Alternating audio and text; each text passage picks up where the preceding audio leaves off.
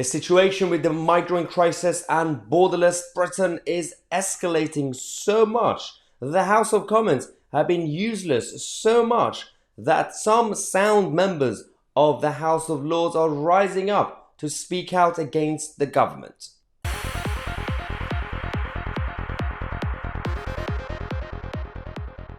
You can tell the situation is getting worse when even the House of Lords are now speaking out against the government. Even some, there are still a few good members of the House of Lords left who are quite concerned about the stability of our nation, not just in terms of the burden on the public services or the taxpayer, generally speaking, the identity, the national identity of the country and the culture, that they've decided to speak out against it.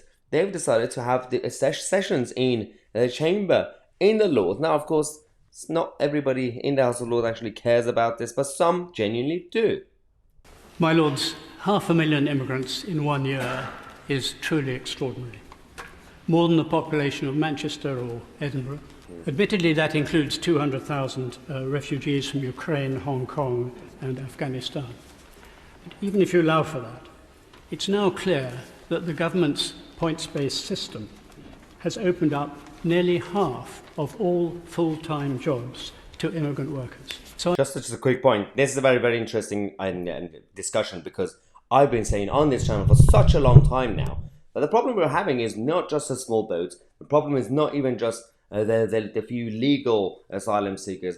We have a problem with mass legal economic migration, but that has to also massively stop. Let's go.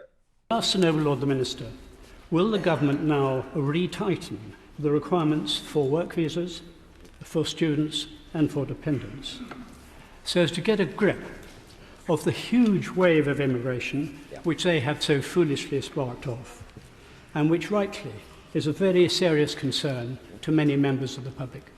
Now, as I said, this is the level of the conversation that we're still not allowed to have on the mainstream media, on public forums, in Westminster as a bubble. You can now finally talk about the small boats. You can talk about it. That's okay.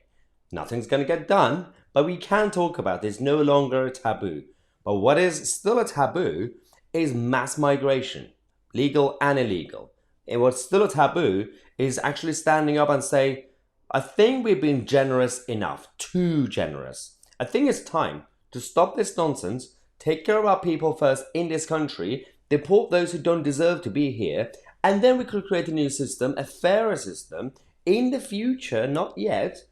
And then if we have requirements for some talented person to come here, then they can apply, they can be vetted, and they can go through the process. This country is not as big as America, and the opportunities are not as vast as America or Australia, for example. Let me know your thoughts in the comment section. We're going to come back in half an hour. I'm Tousi, and we are the media.